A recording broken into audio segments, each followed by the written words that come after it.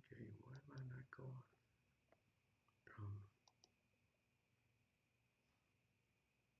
we are live on.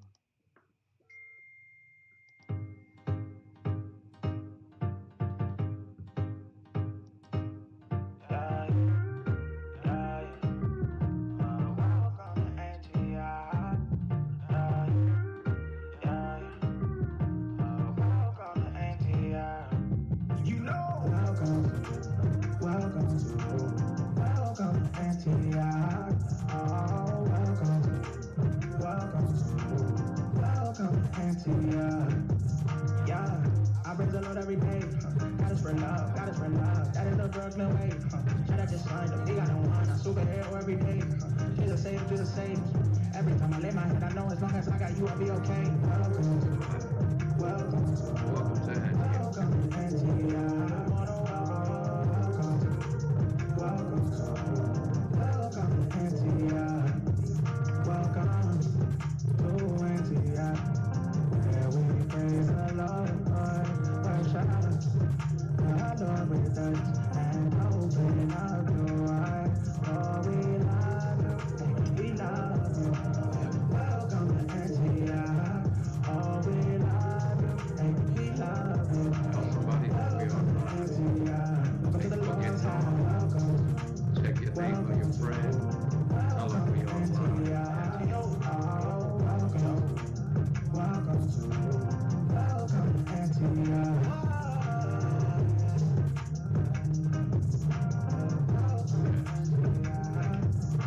That's right. Hey, yo, welcome to Antioch.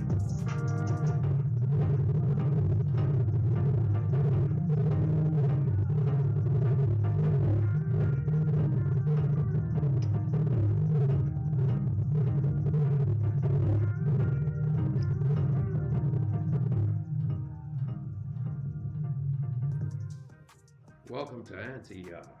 Welcome to Ignite Your Faith, the podcast where we dive deep into the heart of spirituality through the power of questions. Have you ever found yourself wrestling with doubt, seeking clarity in your beliefs, or longing for a closer connection to your faith? You're not alone. In each episode, we explore the thought provoking question that challenges our understanding and inspires our personal growth.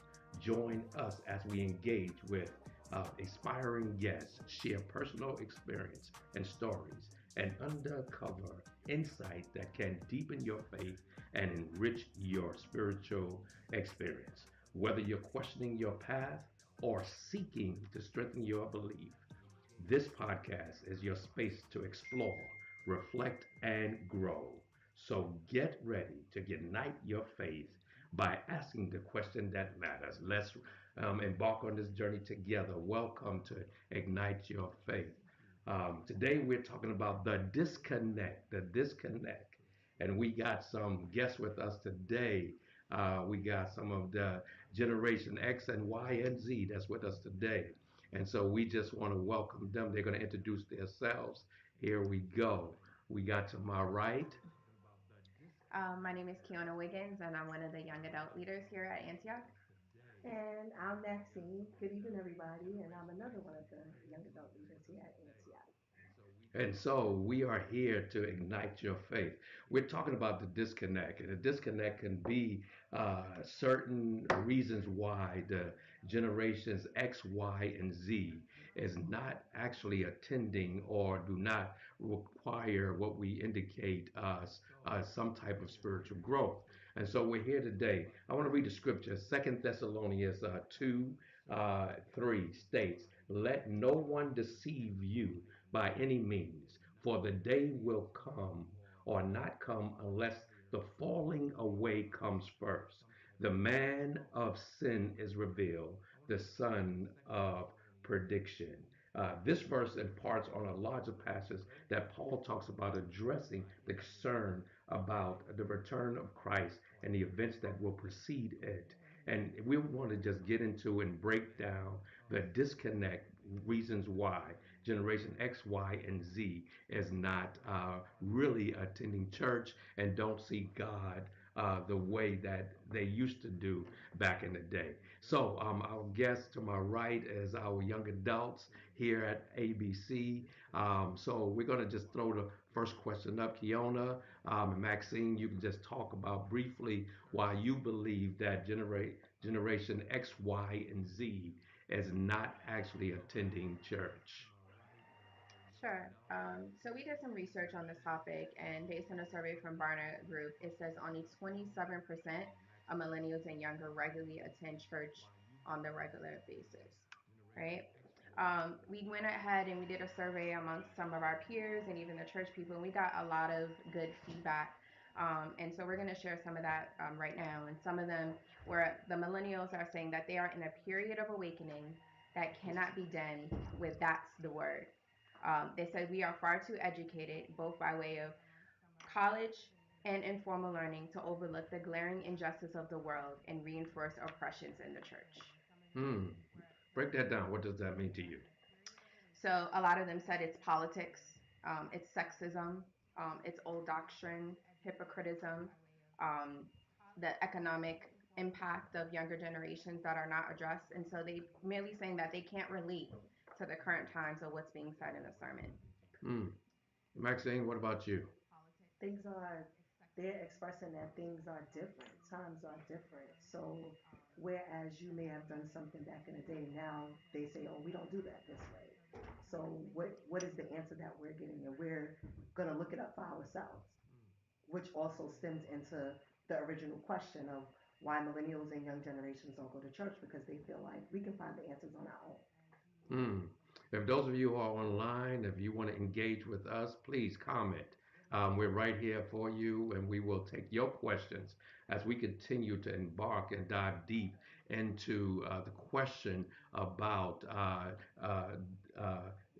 the disconnect between Generation X, Y, and Z and God and the church. So here, help me out. So what do you believe that happens when the young adult decides that they want to accomplish this thing by themselves?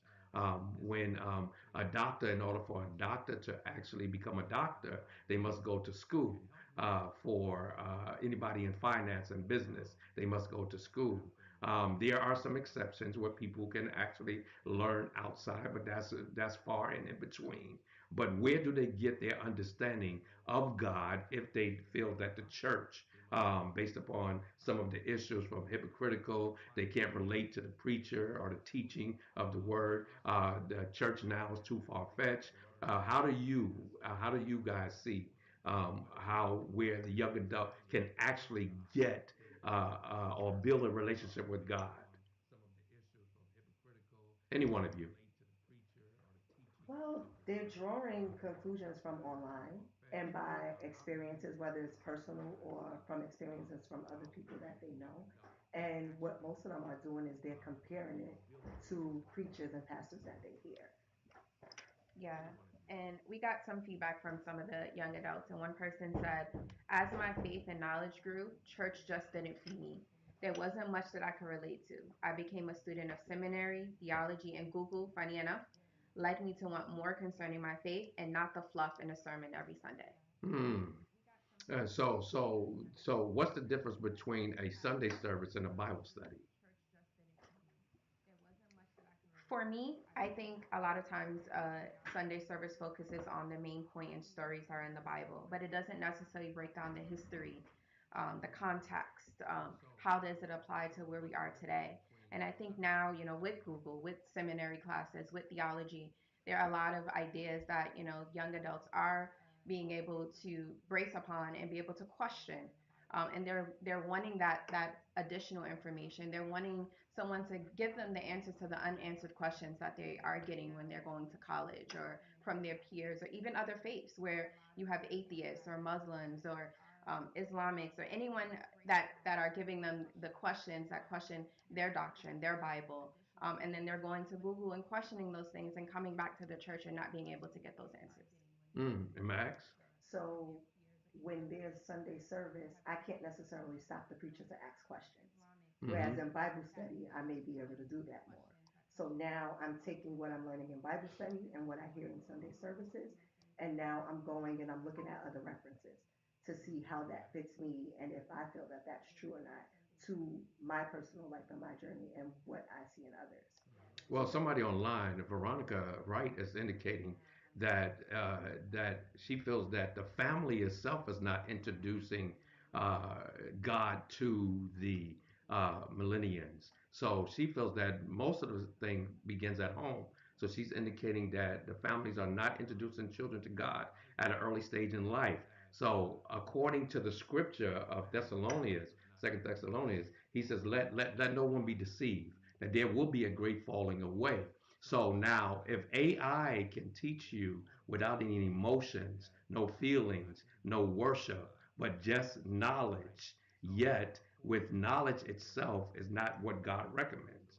So he's saying again, so it says, let no one be deceived. So this is phrases indicating that Paul is warning the Thessalonians that there will be a great false teaching. So when we go online and hear a lot of preachers and start comparing messages and comparing sermons and comparing how people teach, how do we know that it's not false doctrine when you're not tied to a body of faith?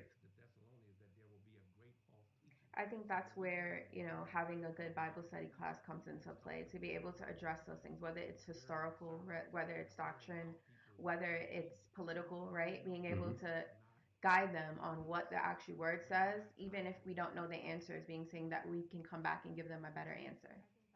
Okay. Someone else says that this new generation has too many choices. What do you think about that? That they have so much options now that AI is now becoming the go-to to know any and everything.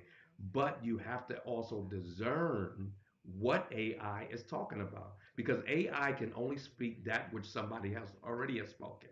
So even if you're going online and watching different things and clicking and picking on AI is only spewing out what it already learned from a human being.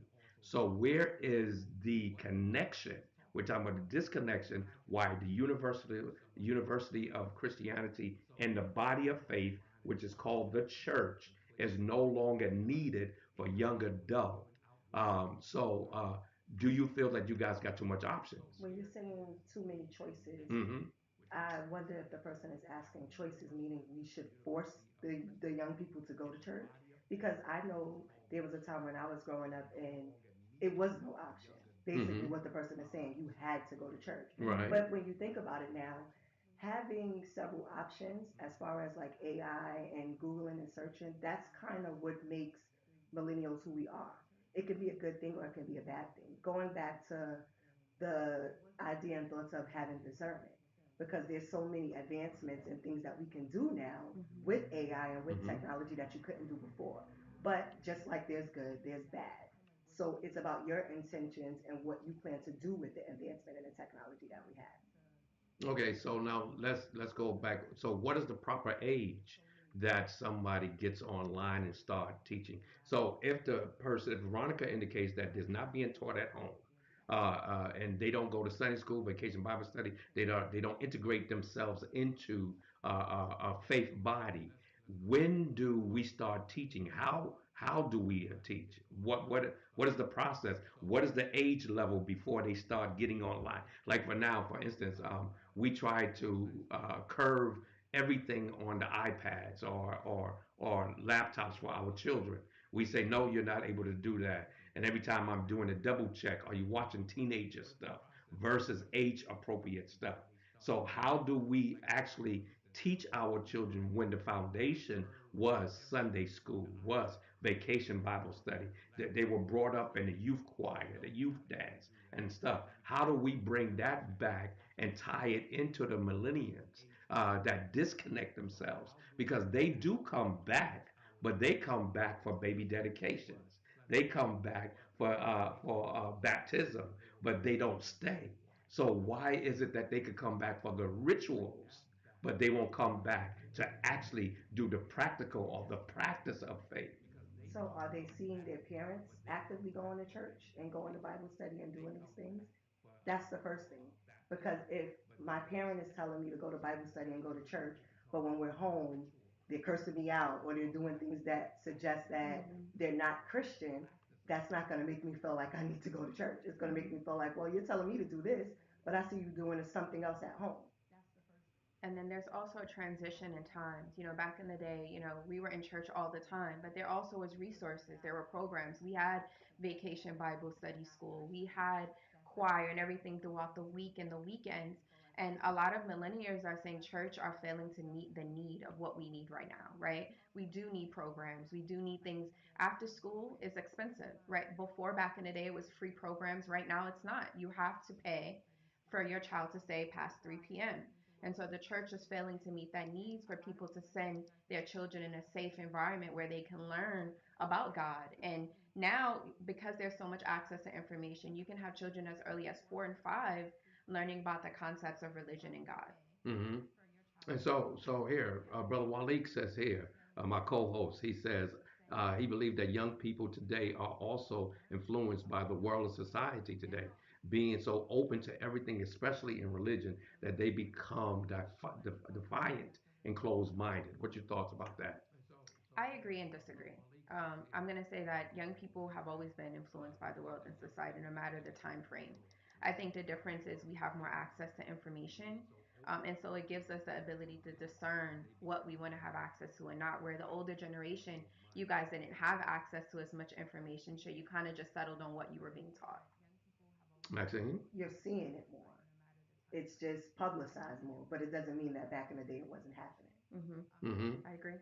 And so where's the disconnect right now? So if the X, Y, and Z is not attending, how do they? Because Keona, I heard you indicated that vacation Bible study, Bible school, youth programs. In order for any of those things to happen, the kids have to be there. So churches are not doing it because they don't have children. So the X, Y, and Z are not coming. So the expectation of what they expect from the church, and the church can afford not to do it because it is a not for profit. That means that it runs only by what is given to the church through tithes and offering. And so if they are not able to do it because generation X, Y, and Z decide they no longer need it, but then when they have children, now they come back looking for the programs, but the programs are not there because they were not there. Mm, I think one of the things that the church is also failing to do is outreach. I recently talked to a millennial, and I said, "Why don't you come back to church, or why don't you bring your children to church?" And she said, "I I never get any outreach. I live, in a project building, low income housing, and the church is nowhere to be found. I don't know about any programs. Hmm. No one comes and ministers to us. So why should I go somewhere? Why should I commit my attendance to somewhere that's nowhere to be found when I need them?" But I'm going to push back a little bit on that because the fact is that when they go to the bodega don't knock on their door. When they go to the YMCA don't knock on their door. When they go searching for programs for after school for their kids, the after school programs don't knock on their door.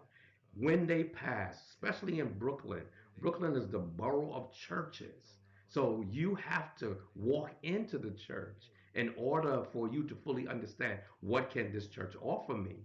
Yes, I do believe that there should be a sense of evangelism. Yes, but then and when we go out, when we have people push back, why are you knocking on my door? Why are you asking me, why you want me to come to church? And we want to sit there, because they get confused. Are we Jehovah Witnesses? Are we Christians? Are we? So all of that dynamic happened. So again, I think there still should be a sense of responsibility for the parent themselves or the generation X, Y, and Z to take some initiative to find out what's good. When your school is not good for you, you search for a new school for your children to make sure that your children actually get the best education they can. So there has to be some type of balance on why that the church is held at this height of a sense of responsibility to knock on your door versus you saying, I got four churches close in proximity to where I live. Let me go do a church search. Let me go out and test each of the church and see which church can actually be more beneficial to me and my personal growth and my children's personal growth.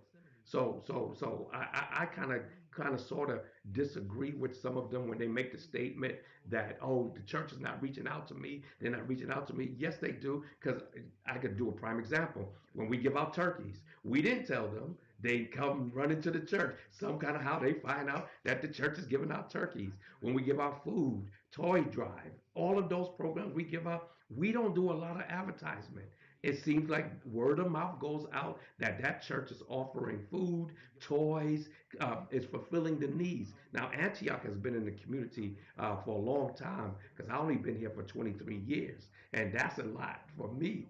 But yet, the institution of this church is historical, 106 years old, and yet it's been in the community for a long time. And we have done every program possible to get kids and parents. Matter of fact, most of the kids that are with us now were kids when I came. And so I think that there has to be a sense again of responsibility of people really searching out their need. And just like they do everything else, they should be able to do church. What is your thought on that? I think you partially answered the question yourself. You said the bodega, they go there to the bodega, they go to the YMCA, but those they know what they have, right? They Mm-hmm. know that they always are going to cater to their needs, right?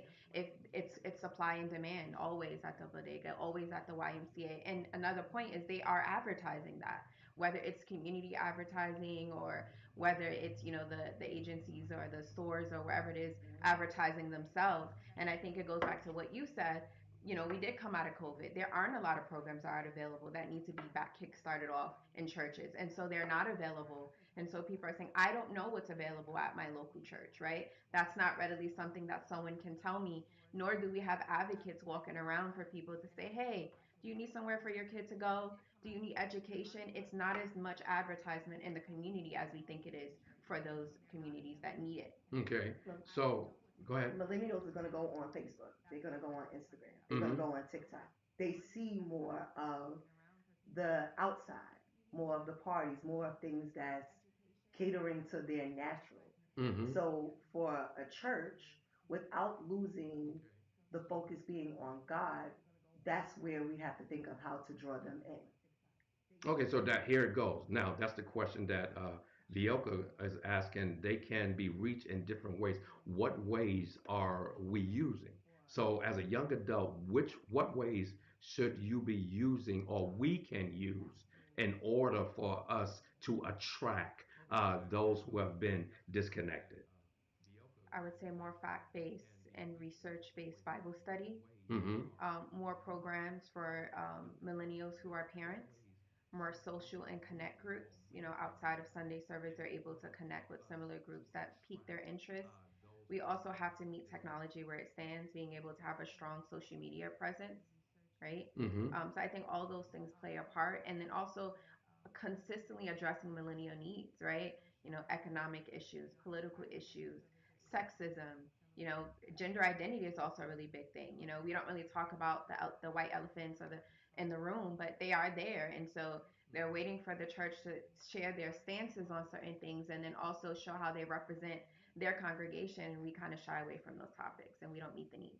Right. And the topics that they shy away from is because it seems like they would always be offensive if they speak the word of God. So we want to do we want, here it goes to you all. Do we want the church to address or to dumb down its spirituality to compete with the world, or let's say on sexism, or deal with gender identity? If in the scripture it speaks about male and female, should the church adapt what the law is indicating, but the Bible is not? And so, therefore, the question would be, according to Thessalonians, says that there was going to be a great falling away because people are going to be fooled to believe one thing when the scripture is another. Maxine, you said it. You said how can we achieve the goal to help those get to God without changing God?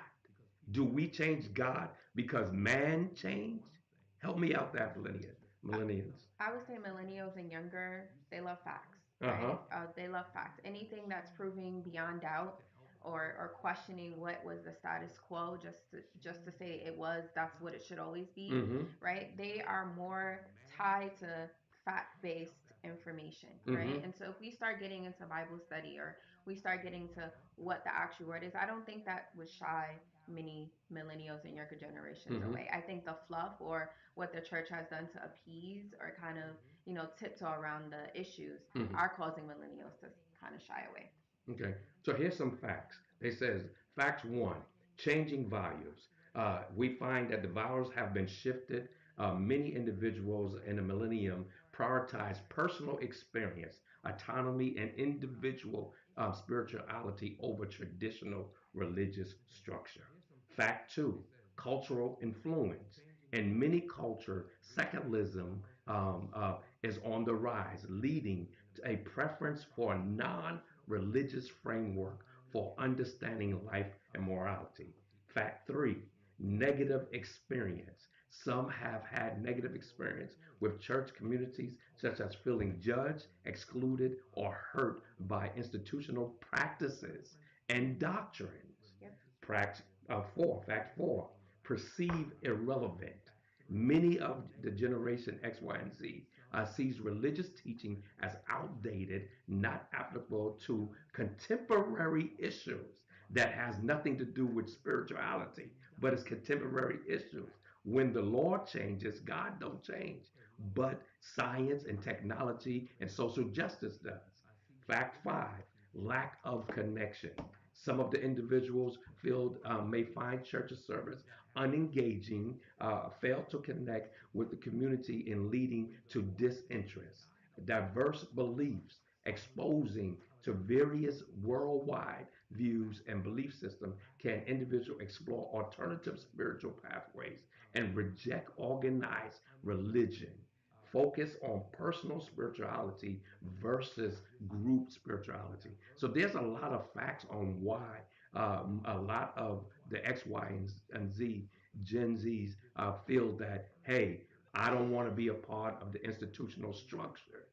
But the question again is that if I'm going to get it on what we call on social media, I'm getting it from somebody's institution. It's not something that just happening. It's coming out of somebody's institution. So, all of these facts come up. I'm just not seeing, I see the disconnect, but when it's time to raise your children, I'm trying to figure out how do you connect back? Mm. When we're looking at social media, right, and we're looking at these platforms, let's say in a secular world, Mm-hmm. they're seeing rappers, they're seeing money, they're seeing things that's drawing them in. When they're looking at churches, are they seeing anything that's drawing them in as far as God?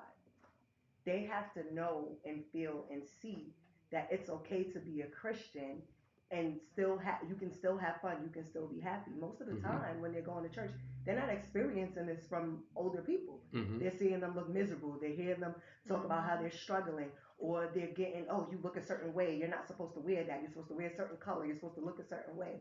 So automatically they're tuned out. So now if I feel tuned out from those things, and it's making me feel like I don't want to come, I'm not going to be so led to, okay, now let me bring my children. Because I remember my experiences and what I went through. Mm-hmm. And I want to add on to that. A lot of things also that tie into that is judgment instead of guidance, and also the fluff doctrine. A lot of times, when young adults come and they share their issues, we get the hopeless hope statements, right? Mm-hmm. Just trust in the Lord or wait on the Lord. And it's like, what does that mean? What does that look like? Mm-hmm. And we don't really get that guidance on what that looks like for, us in our stage of life from our 20s to our 30s and our 40s. And so it kind of leaves us back to go rely on to research, to go rely on to what we know works for us instead of the church. Okay, so how do you get that what we call the relational content that comes along with your spiritual growth? How do you get that when you are only doing research but you don't have no relations? And for me, it goes across the board. For instance, online dating, right? Mm-hmm. You do the research of the person and you're there and you're finding that person. If you stay online with that person, you will find out when you finally meet that person that that person is totally different from the person that I actually know. Who is that person that I just met? I thought you was this person online. And when you find out that that person online is totally different from the person in person. So how do you build that personal relationship? Because there has to be a balance that the church must remain the church. It must give you the instruction. Just like schools, there's a difference between the after school and the regular school session. In the regular school session, you're structured. You're supposed to be disciplined to do your math and your English and your history. You're supposed to do all that. Likewise, as church, you're supposed to come to Sunday school, Bible study, and church service. Here's that's three entity.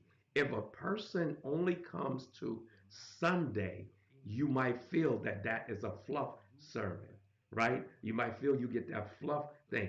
And the reason that pastors are preaching to cover everybody, because you got to remember, in a church service, you have the little bits all the way through to the elderly people. So you can't get caught up into theology and teach a theory and all of that stuff on a Sunday morning, which now Sunday school now becomes a part where you can actually go a little deeper in your studies about the stories that the pastor just preached about. And then Bible study, now you can talk about the theology of why this happened. So when millennials are only using one third method to be taught, they're going to fall short.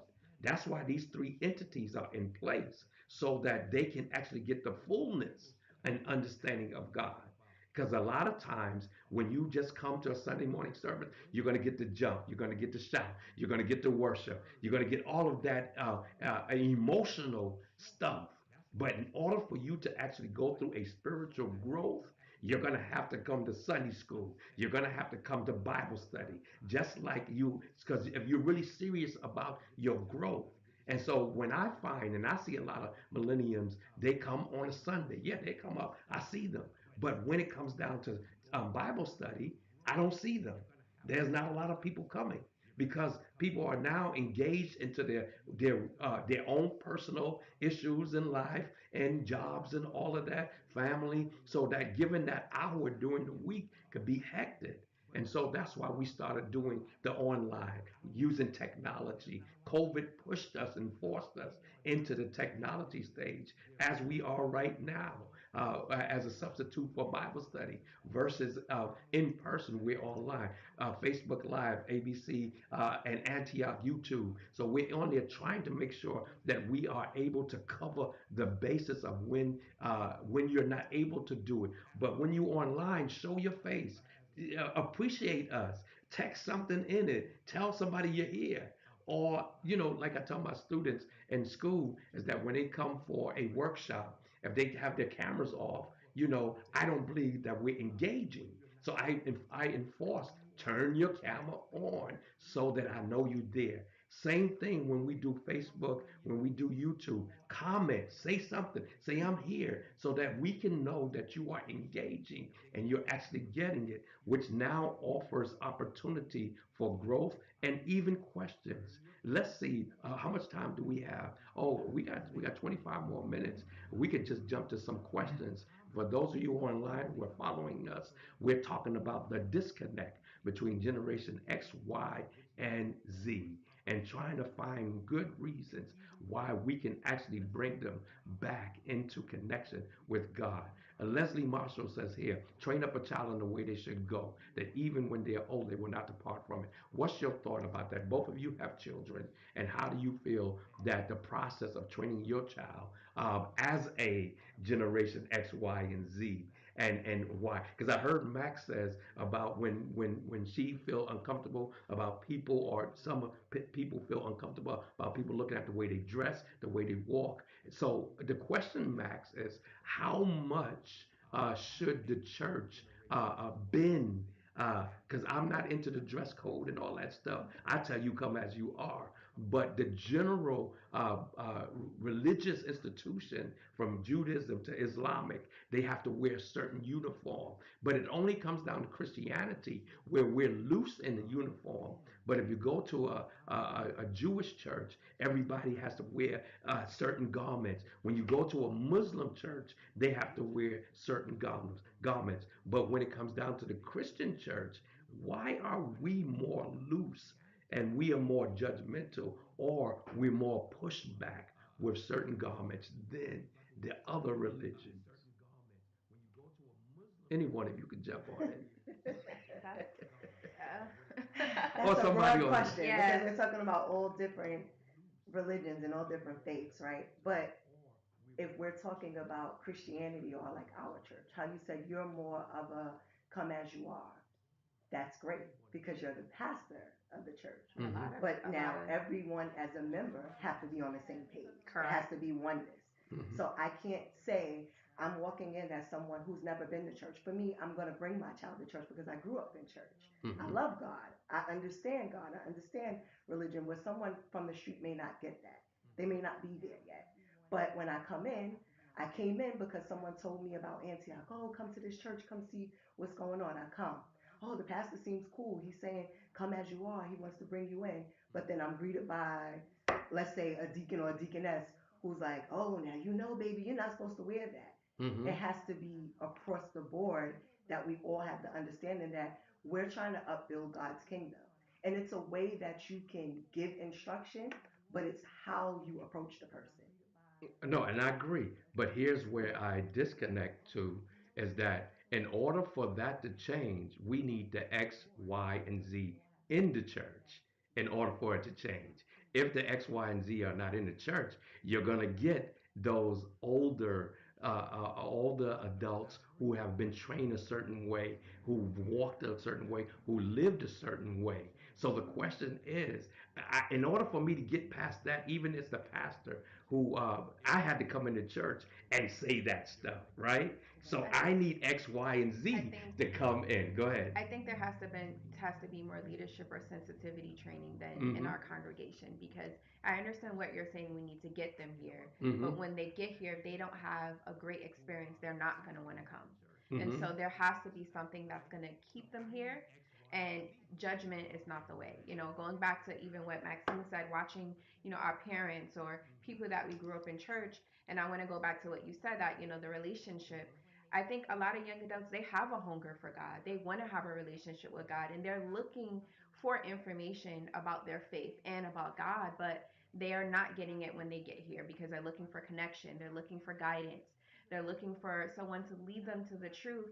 And if they're getting missed when they're coming to the organizations, with the church or whatever faith they believe in, from seeking that connection and feeling like it's a safe place Mm-hmm. for them to share what they need and what they want, and they don't get that, Mm-hmm. it just, there's no reason for them to come. Okay, so when they get here, Wally just co-host just asked a question.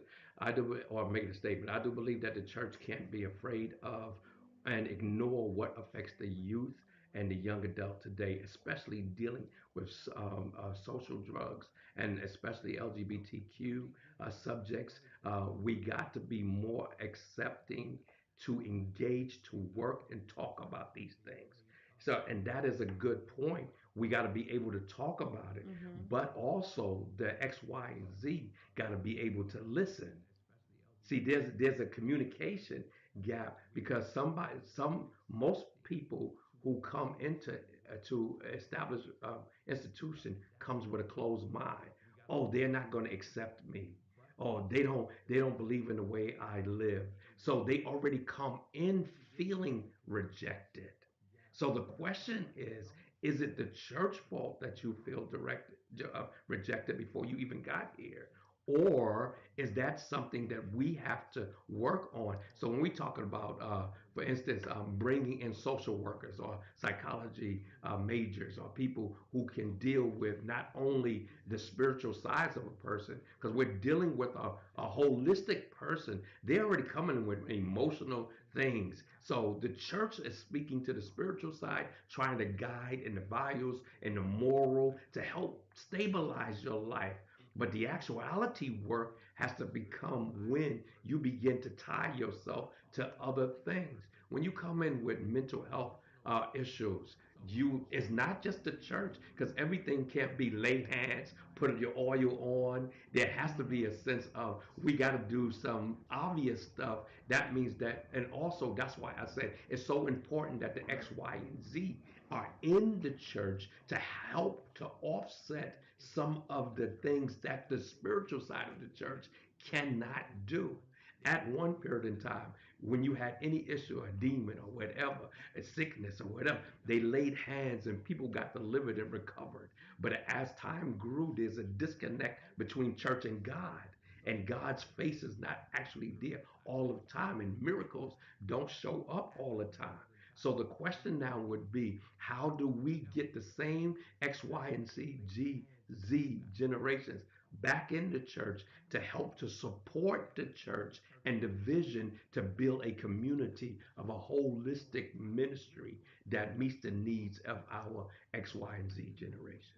I would say there needs to be a concentration on how to communicate and connect with young adults.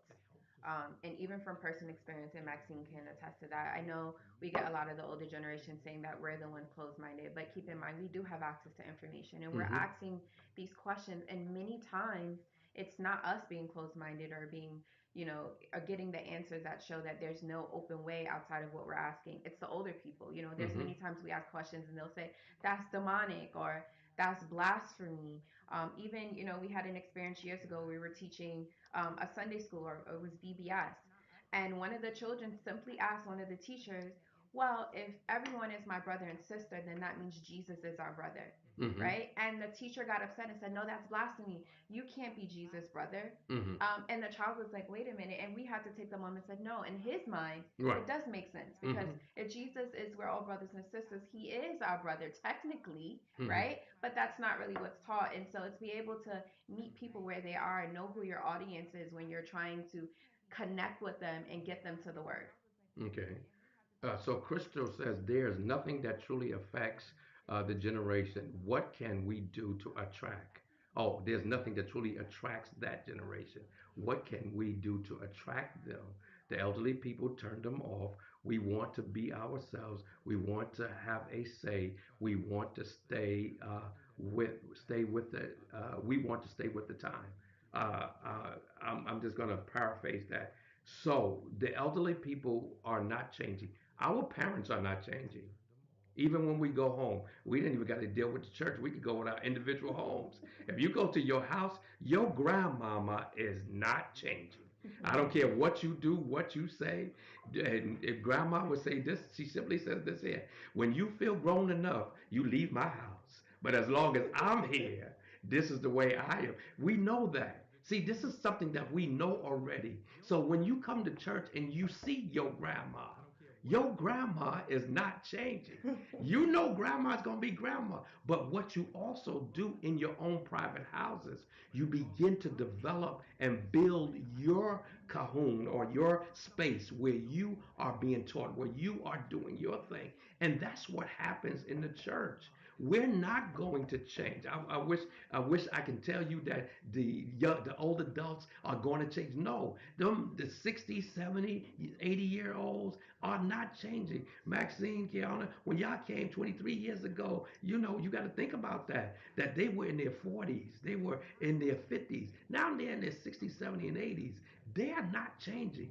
So we got to stop looking at them elderly people changing and start building a courthouse of young adult who's ready for the next generation, right? Because there's got to be a next generational church that deals with all the issues that needs to be dealt with. But if we're expecting them to change and greet us, some of them were mean and Mhm. true from the beginning, when they came to church, got saved, found Jesus, and yet they still have not changed, yet they still are the same characteristics that we found in the street. So again, we cannot keep pushing on their not changing. We got to now come in changing, in formulating the next generation. Because staying away, what does staying away do? It tells your children it's not needed, Right. that God is not needed. Mhm. You don't have to go all the time, that you can have an every now and then. You can have a holiday God. You could come on Easter, you could come on Christmas, you could come on those days, Mother's Day, but you don't have to have a relationship with God. So, how do we get the generation X, Y, and Z to understand that just as well as when you build your jobs at your jobs, you build that because you are looking for promotion, right? When you at your job, you work until you get promoted. That means you do stuff, you intake stuff that even those people at that job might be older and they might be in their way. You don't push back on them. You don't expect them to change. You go around them and begin to do things. So the question that comes again is that what can we do to attract young adults back to God? Because there is a great falling away. Um, I want to address two things in that. I understand what you're saying that, old people are not going to change, but we are a generation of change. And You so are, they're not. they're not. But I think that's the problem. The older generation, you guys put up with a lot, whether it was toxic or not. You guys believe in long suffering. You guys believe in waiting on the Lord. Mm-hmm. The younger generation doesn't believe in that. If something is not right, we're not putting up with it. Mm-hmm. Mm-hmm. And so if church is not a safe space for us, Mm-hmm. right, we're not going to go because we don't have to. We can go online and have a safe space. We can connect and find God in other ways and have that safe space. And then we also have bad examples of older people who are there. They are the mean ones. They are the ones who kept saying, wait on the Lord, but they're still at the altar. Mm-hmm. Right? They are the same people who said, don't question this or do this. It's all going to work out. But they are miserable. Or, they're the people that curse us out as soon as they get out of service. Right? Or Mm-hmm. they're the people who say the most damaging things to us in times where we needed the most positive words, as ever as young adults. Mm-hmm. And then they're expecting us to spend time with them and just to overlook it. And I will tell you right now, that's not the young generation. We don't put up with things we don't have to. And I agree. But in your houses, you do. When you go to visit grandma, grandma's going to be the same. And we don't stay long. You don't stay long, No. right? We don't stay long. But here's my Hey, grandma. question with Bye, grandma. that. But you do visit. We visit because we become, as you said, we cultural Christians. It's culture to just step in and say, oh, this is just the right thing for me to participate in. Mm-hmm. I'm going to show my face, but I'm not making the investment. Okay. So even with that, I know young adult is a generation of change. The older adult, they believe in the long suffering. Yeah, So that's now, all the. how do we bridge that gap? Because the question is going to be, because here it goes, the church dies when people don't come. See, people don't understand. During COVID, a lot of churches closed down Mhm. because they couldn't adapt to the AI, the online. They were not quick enough to communicate with their people. So it just faded out. So the question would be for the modern day church, Baptist, Pentecostal, whatever church that people go to that get their spiritual enlightenment, how do we know? We know already. I know for sure when I came here 23 years ago that certain people were not going to change. And I did not focus on them. I focused on the people who accepted me, who is accepted of my teaching, and that's the group that I focus on. Again, with young adults knowing that, hey, I know that I want a type of church. If I want a type of church, I have to create that type of church, not just ignore and stay out and don't do church at all. Maxine got something to say. She So want to jump in. going back, going back to what you first said, right? When we were talking about the controversial topics and things that feeling like the millennials get upset, I would say, in my opinion, have those conversations even if they're gonna get upset, but make Correct. sure when you're challenging them, it's factual, Correct. Mm-hmm. because then you leave them with nothing in response, because a fact is a fact and it's always gonna stand. And then the second part of that is when we were talking about technology and how it's so much out there that's available. Also, with technology, for us as young adults, guess what we could take technology and do? We can send out surveys or contact young adults to say, hey, what did you think about today's service? Mm-hmm. What would you like to see that's different in the church? How would you like your Bible study experiences to be? What do you not have that you want more of? So technology can be a great thing in that sense, and Mm-hmm. that's how we can use that to draw in the young adults. And then from there, we can build and expand on what they state in their statements and what we got from doing the statistics. And that can also help us build up the church as well. And then we keep that going.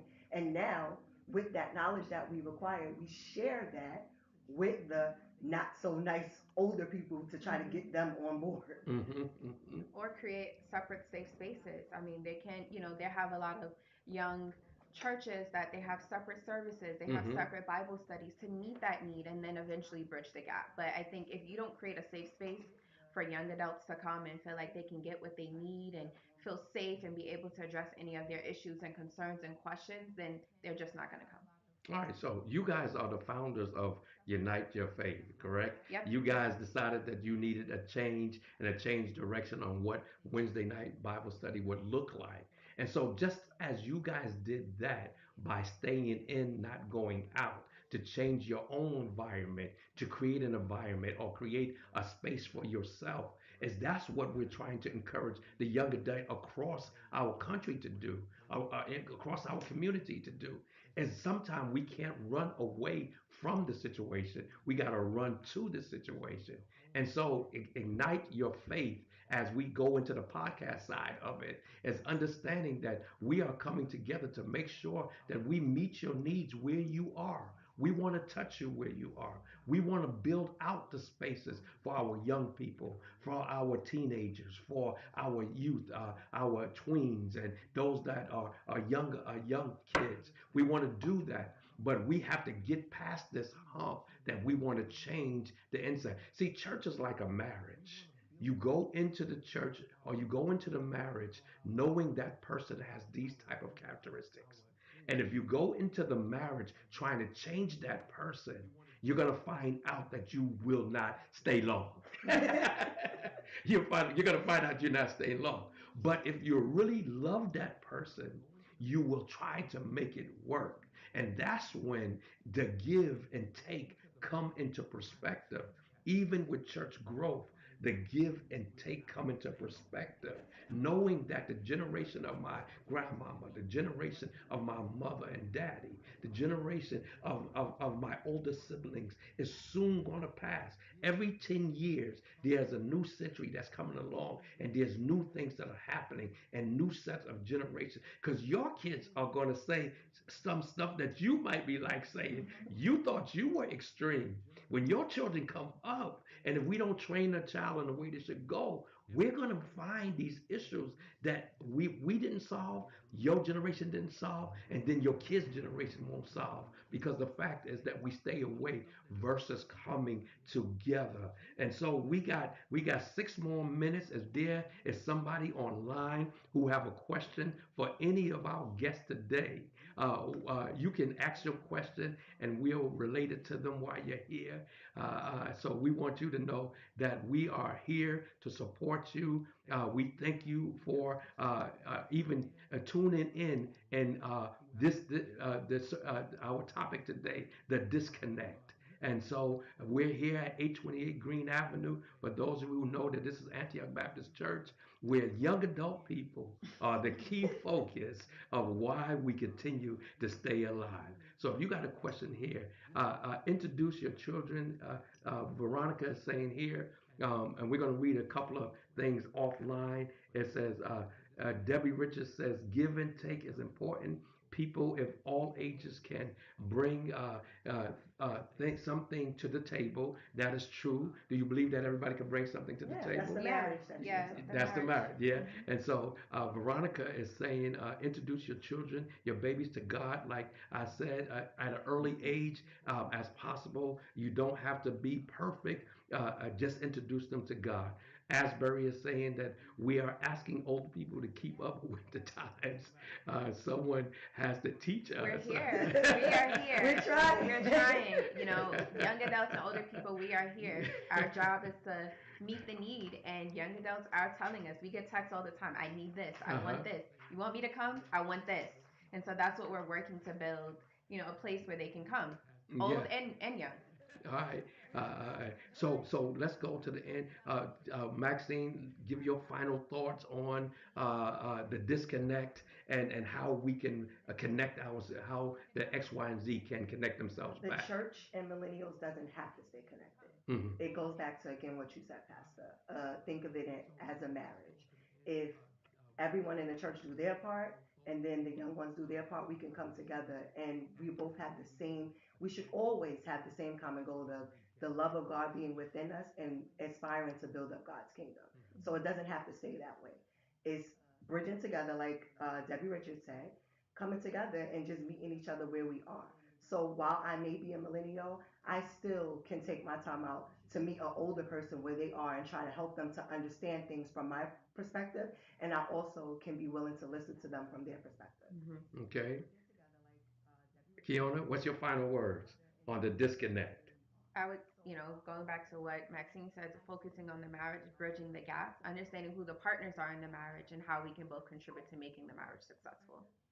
And so, making the marriage successful, that means that we all going to have to come to the table, as they indicated here on the podcast, as that we come together and do our part. And so, we're asking Generation X, Y, and Z to come back and do your part because you are the next generational church. After we are gone, you guys take over, but you cannot take over disconnected. You can only take over being a part, seeing the transition, seeing how it transforms, seeing the changes, seeing God do the work, and knowing that God is constantly doing the work that will help the next generation. And my main thing is to make sure that every generation have a connection to God. So when I talk about disconnect, I'm talking about not the space. I'm actually talking about the body. Is making sure that everybody have that opportunity to see God, to feel God, to experience God, to build a relationship with God, because I think it's so important that all of us can have that relationship. So we're here, we're excited about the podcast here at ABC, Ignite Your Faith podcast. And so, yeah, for those of you who are with us, can give it up to those that are joining us today here at the Ignite Your Faith. So meet us here every Wednesday as we continue to talk about and dive into subjects that people are afraid to talk about. And we want to meet you where you are. And so as we close with our theme song, we just want to invite you to come and worship with us here at Antioch Baptist Church, 828 Greenhouse. I am your host, Reverend Dr. Robert Waterman, and they call me Pastor P. And so while I'm here, come and meet us anytime, 10 o'clock, and watch us as we continue with this podcast. My co-hosts, Bobby Crandall and Leslie Marshall. And so sometimes you'll see me, and sometimes we might be able to put these young adults in Kiona and Maxine co-host the show for us. So thank you again for watching. We'll see you. Do the same, do the same. Every time I lay my head, I know as long as I got you, I'll be okay. Welcome, welcome, Antioch. Welcome, welcome, Antioch. Welcome to Antioch. Where we praise the Lord, worship.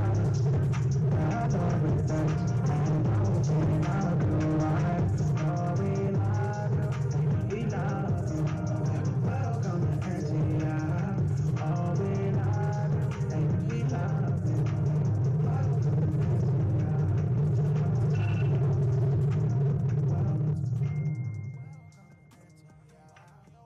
Crystal said that was a good discussion. We need to have this in person. There were a lot of young adults. I like that. There was a lot of, yeah. That's something that's modern. You took and put auto tune. Yo, I'm always working.